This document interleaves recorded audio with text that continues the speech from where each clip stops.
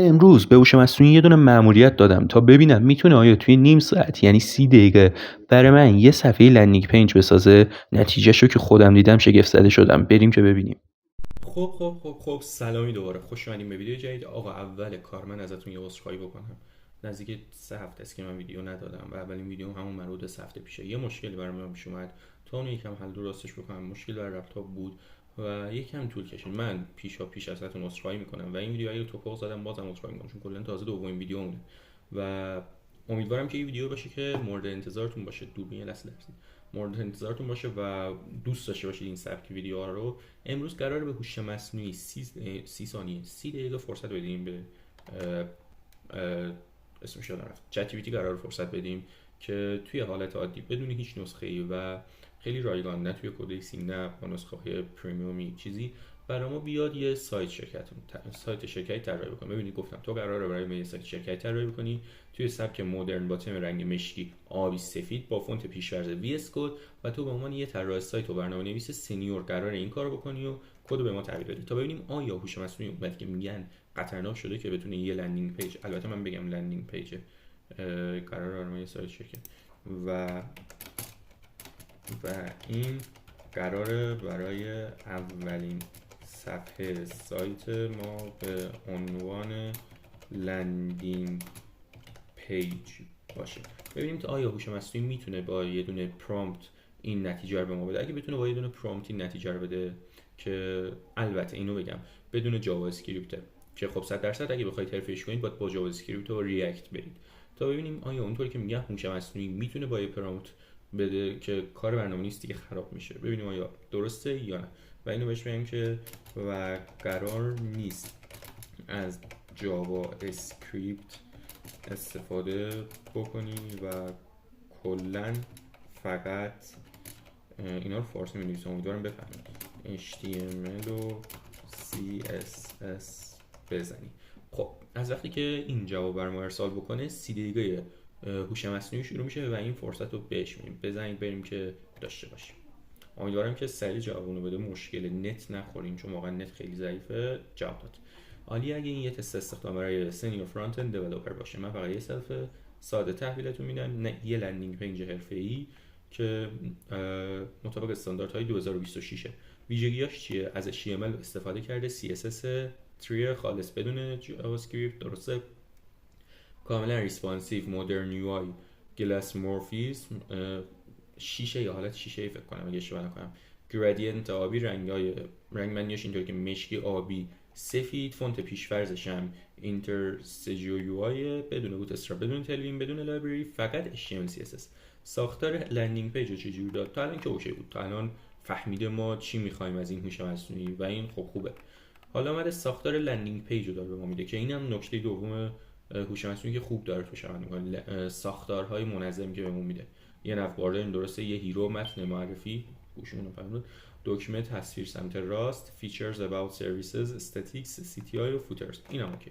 اما یه نکته وجود داره، چون کدی که درخواست می‌کنید چند صفحه از خط و چند صفحه معمولا بین 700 تا 1200 خطه توی پاسخ چت جا نمیشه از ماموریت. به همین دلیل بهتره من چیز می‌کنم بهش میگم باشه مشکلی نداره، جدا کدهای HTML و CSS رو به ما بده. بهش گفتیم جدا بده چون گفتش ممکنه بین خطای طولانی بشه که توی یه چت جا نمیشه طبیعتا. اگه بنویسید به محدودیت هم میخورید، خودتون میخواید کد کپی کنید به هوش مصنوعی بدید و بهمون گفتش که قراره توی یه مثلا یه کد ایندکس داد HTML، یه کد دات استایل دات CSS بده. ساختار پروژه که گفتیم مرحله اول. ببینید اینجا داره الان برای ما کلا میسازه. ساختار ما بریم ببینیم تا این بسازه. خب ساختار پروژه‌مون که گفتیم چی شد. کامپانی لاینینگز، index.html، ایمیج ها هم داده به ما ولی ما ایمیجی نداریم، نمیدونم از کجا داره میاره. ولی خب ما میتونیم به جای ایمیج چیزی قرار ندیم. انتظاری هم نداریم که مثلا بدون عکس یه چیز خیلی خفن باشه، با عکس هم یه چیز خیلی خفن باشه. ما انتظار داریم یه چیز معمولی و حداقل به ما بده.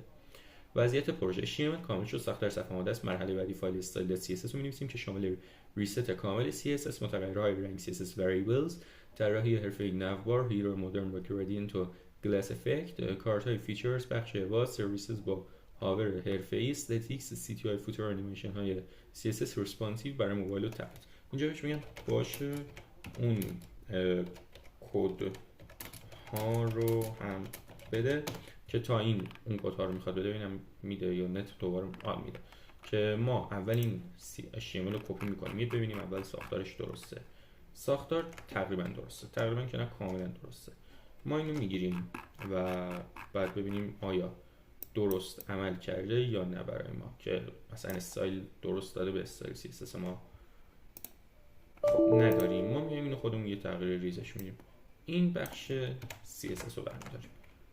الان درسته، بله درسته و به ما داد. خب ما یه دونه گو لایو میزنیم از این صفحمون، یه پخش زنده نه یه زنده ببینیم چی شده. اوکی این الان بدون HTMLشه، ما هیچ HTMLی اینجا نداریم، البته بدون CSS ما هیچ CSSی نداریم، HTML که خودش اینجا هست. و حالا حتما چون فایل استایل CSS هم بزرگ میشه اونو بخش بندی می‌کنیم. این قسمت شامل ریست ها متغیرهاه که اوکیه نه و همه چی داده دیگه برام اوکیه و این بخش چه چیزایی رو کامل میکنه. تو ادامه بخش بعد فوتر اونم میگیم باشه بده. ببینید تا الان اونطور که میگفتم مثلا با یه پرامپت یه سایت بساز نشده، فعلا با یه پرامپت تونستیم فقط ساختار رو درست کنیم، با 2 تا پرامپت تونستیم استایل اولیه CSS رو بگیریم، با 3 تا پرامپت سعی میکنیم ادامه رو تکمیل بکنیم. تا الانش ببینیم مثلا چی شد. الانش خوبه، یک کوچولو شبیه سایت چیز کدیاده، خیلی کم و دانشجویار شبیه اون سایت هست. خب اینم که به ما داد.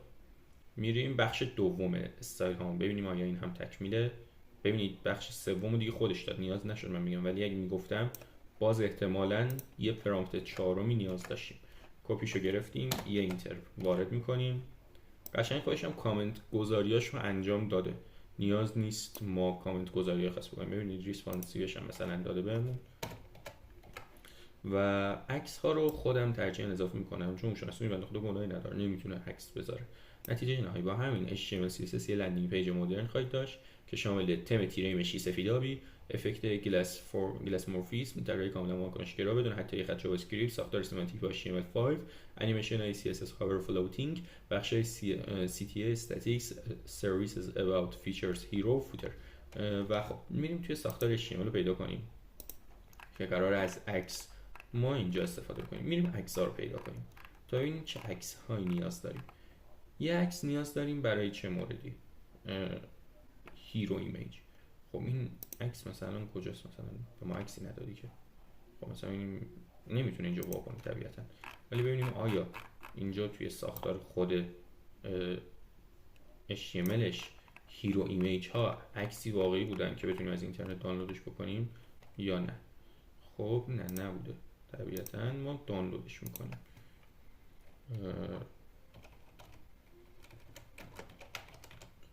هیرو ایمیج آن وبسایت. خب ما هیرو ایمیج آن وبسایت یه عکس امیدوارم که نه اینطوری عکس نباید میداد بهمون. ما چه عکسی میخوایم ازش؟ باید اینو ببینیم، ازش میپرسیم، میگیم برای دو تا شد برای بخش عکس ها توی HTML به چه عکس هایی نیاز داریم تا دانلود بکنیم. خب اینا رو ازش میپرسیم چون عکس بالاخره ما باید دانلود بکنیم، میشه مثلا نمیتونه خودش عکس‌ها رو عمل بذاره. خب میگه که مهمتریناشون هیرو پی ان جی بیشتر نگاهی تصویر سه‌بعدی از برنامه‌نویسی، لپتاپ با داشبورد مدرن، مانیتور با کد میخوام و مثلا میگه اینو دانلود کنید. ببینیم این چیه. 3D programmers illustration png مثلا این میتونه چیز خوبی باشه. کدومش رو دانلود کنیم؟ همین لایسنس. البته ما سایتمون مثلا سایتی نیست که بخوایم راه اندازیش کنیم، لایسنس داشتنش مشکل نداره، فقط کیفیتی افت نکنه. نه خب سیو ایمیج میزنیم و توی ببینم کجا قرار سیوش کنیم. سیو نکرد. لایسنس آی سلام شو خوب شد. لایسنس داره یا سیو نمیکنه نمیدونم.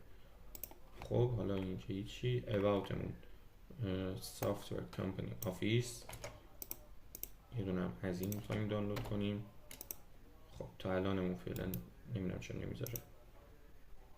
مثلا میتونیم از این استفاده کنیم. اینم لایسنس داره. ترجیحاً اون همشون لایسنس داره. اوپن ایمیج، نیو تاب برای ما بازش بکنه عکس و بعد ازش یه دونه دانلود میگیره. حالا نت ضعیفه نمیتونه بیاره، نمیدونم، ولی باز نت خوب کار میکرد تا چند دقیقه پیش که تونسته برای ما خدا. این به نظر من بهتر میتونه باشه برای یه دونه آفیس، البته کیفیتی پایینه. خب مثلا این چطوره؟ بد نیست از لحاظ کیفیتی و کلا عکس‌ها رو نمیتونیم دانلود کنیم. نمیدونم مشکل، خب این مشکل چه؟ خب این وب پی اچ من نمیدونم میتونیم استفاده کنیم یا نه.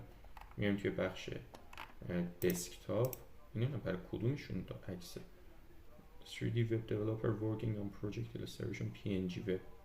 خب ما اینو برمی‌داریم، تا اینجا برمی‌داریم دات حداقل دات PNG و نوعش رو میذاریم آل فایل. توی کجا میخوایم ذخیره کنیم؟ توی نیو فولدر، توی همینجا، بدون اینکه چند مگه این کدومه گروپ. خب اینم میذاریم 276، اینو میذاریم دات png آل فایل توی بخش دسکتاپ توی نیو فولدر و همینجا. و این دیگه چیه؟ این نخواستیم چند تا زدم من باز کنه. اینجا صفحه چرا شیشه ایه؟ این چی؟ کجا بذارم؟ میذارم این گوشه پایین، نمیدونم چی هست، نمیدونم چی، همینجا میذارم میمونه پایین.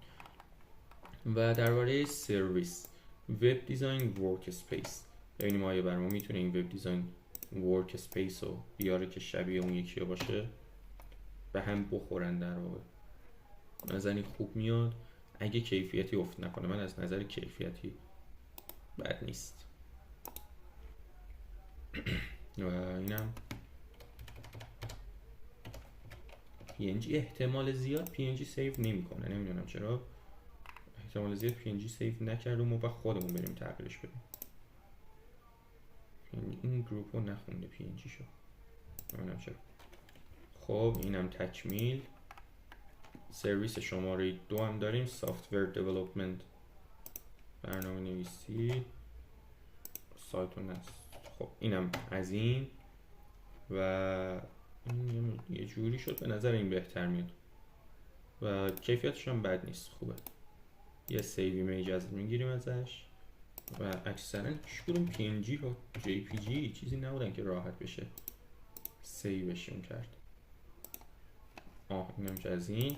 ببینیم سرویس شماره 3 هم داریم، سئو داشبورد. اونم کجا میخوایم استفاده بکنیم اینا رو. و سئو داشبورد چی بذاریم به جاش؟ به نظر من مثلا میتونیم این عکس رو بذاریم. این عکس هم مناسب، نمیدونم برای کدوم سایت، حالا امیدوارم که عکسش توی یوتیوب کپی رایت نخوره. و اینم هیچ کدوم JPG نبودن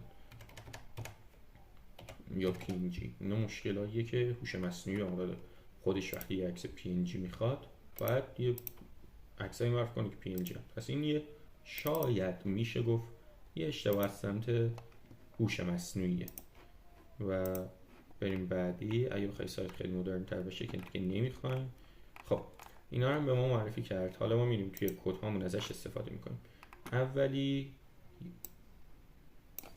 هیرو ما کدوم بود؟ ما اول بریم پوشه ساختار این سایتمون رو باز میکنیم. نیو فولدرمون کجاست؟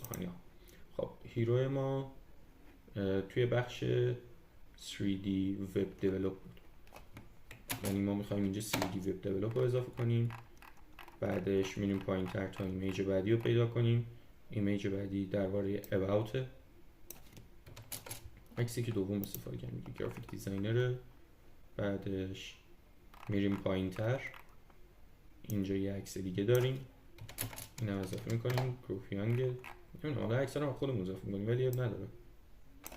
ما میره فقط عکس اضافه کنیم که از بی تصویری در بیاد.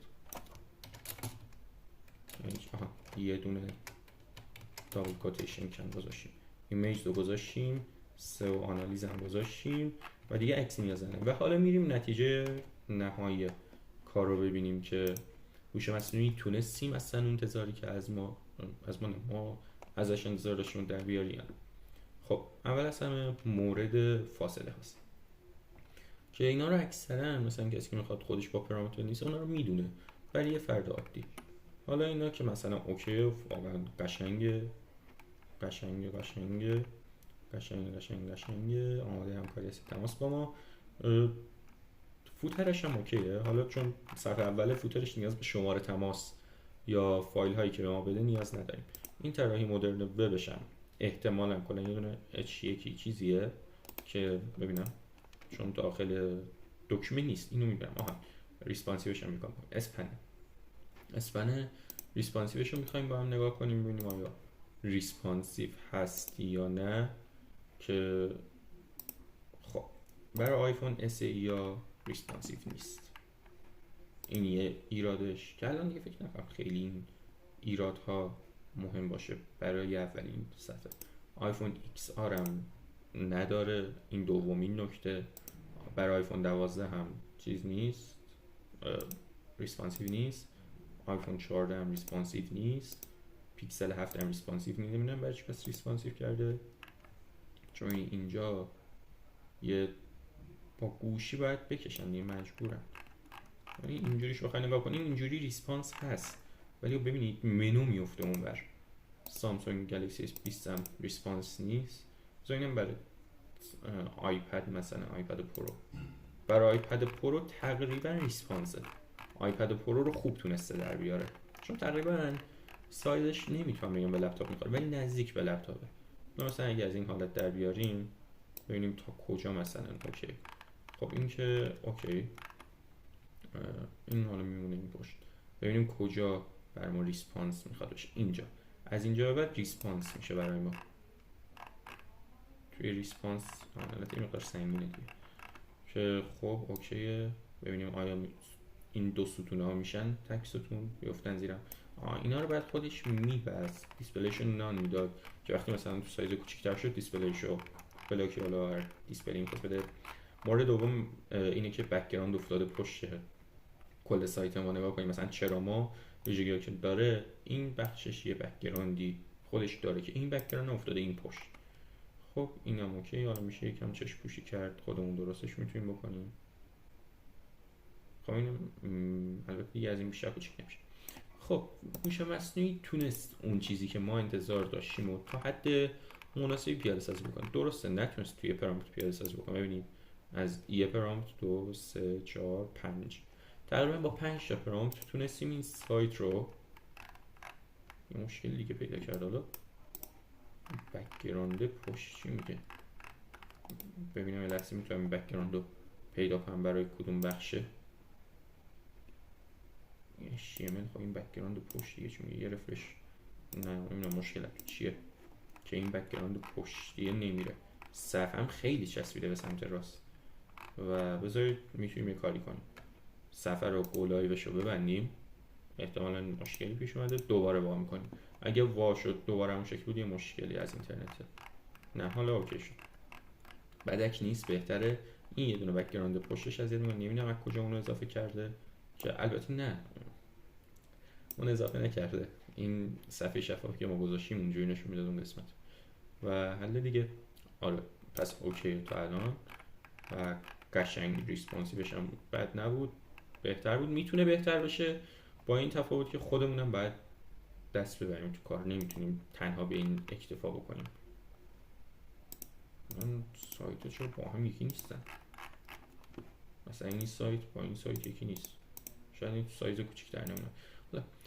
خلاصه اون چیزی که نیاز داشتیم هوش مصنوعی تونست بر ما طراحی بکنه. تقریبا HTMLش توی چند خط کد، HTML توی 420 خط کد که البته خیلیاش اسپیس های اضافیه. اینجا اسپیسیه که نیاز نیست بزنه، مثلا اینجا اینا اسپیس های اضافیه. و هوش مصنوعی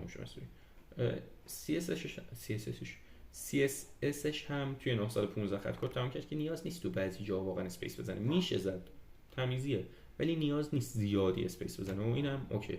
خب امیدوارم از این ویدیو لذت برده باشید. اومدیم تست کردیم هوش مصنوعی رو توی یه لندینگ پیج، تونست برای ما خوب عمل بکنه، ولی باز هم نیاز بود ما دخالت بکنیم تو بعضی جاهاش. مثلا خود هوش مصنوعی نمیتونه عکس بذاره، این یک. و توی مورد بعدی ما باید اگه مثلا فونت مورد تمایل کاربر نبود عوض بکنیم. دو، ریسپانسیو هایی که مثلا برای آیفون ها داده بود مناسب نبود. سه، توی بعضی جاها مثلا ببینم میتونم پیدا کنم یه دیگه. فوترش چون گفتیم حالا مشکل نیست، ولی میتونه تو فوترش کلی لینک های دیگه هم بذاره و اینها همشون نواقصی هستن که باید خودمون با هوش مصنوعی تکمیلش کنیم. پس فهمیدیم اونایی که توی اینستا میگن بیا با یه پرامپت یه سایت بساز، دروغه. هممون میدونیم مثلا یه پرامپت میدن بهت این سایتو بساز، حداقل کمش دیدیم با هم برای یه سایت معمولی 5 تا پرامپت نیاز داره تا بتونه برامون بساز. 5 تا پرامپت ساده. حالا بخوایم حرفه‌ایش بکنیم بیشتر هم باید به هوش مصنوعی توضیح بدیم تا این کارو برام انجام بده. امیدوارم از این ویدیو لذت برده باشید. حتما بگید ویدیوی بعدی چی باشه. صفحه کوچیک شد عذر. حتما بگید ویدیوی بعدی چی باشه که حتما هم در اون باره فیلمشو میگیریم. حالا نمیدونم، خودم هم نمیدونم چی میشه، ولی میریم ایده بعدی هم ضبط میکنیم. تا ویدیوی بعد، خدا نگهدار.